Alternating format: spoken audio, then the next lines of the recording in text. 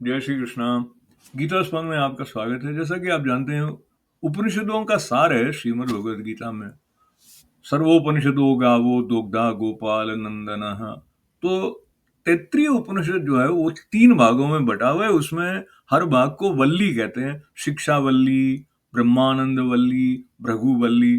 तो शिक्षा वल्ली में 4 जो मंत्र शिक्षा देने वाले हैं वो हैं सत्यम वद, धर्मम चर, स्वाध्यायान मां प्रमदः, प्रजातंतुम मां व्यवच्छेत्सीहि।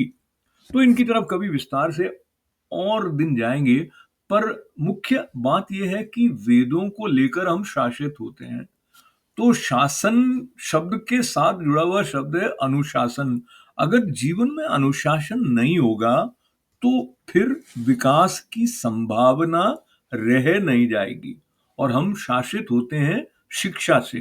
ये सारी बातें मैं गुरु वचनों के आधार पर जब आपके साथ बांट रहा हूं, तो शिक्षा के अनुसार जीवन बिताना अनुशासन है। और अगर शास्त्र होंगे लेकिन चिंतन मनन नहीं होगा तो हमारा जीवन अनुशासित होगा नहीं। स्पष्टता हो कि हम जो कर रहे हैं वो क्यों कर रहे हैं, उसके लिए श्रीमद् भगवद गीता एक अमोघ ग्रंथ है। 18वां जो श्लोक है दूसरे अध्याय का, तो युद्ध क्यों करना चाहिए वो स्पष्टता देने के लिए एक पक्ष भगवान ऐसे रखते हैं। अंतवंत इमे देहा नित्यस्योक्ता शरीरिणः अनाशीनो प्रमेयस्य तस्मात् युध्यस्व भारत। तो देह को बताते हुए ऐसे कि जो इन सारी देहों में रहने वाला जीवात्मा है उसका तो नाश नहीं होता है, लेकिन ये अप्रमेय नित्य स्वरूप जीवात्मा के सारे शरीर नाशवान हैं। इसलिए हे भरतवंशी अर्जुन, तू युद्ध कर।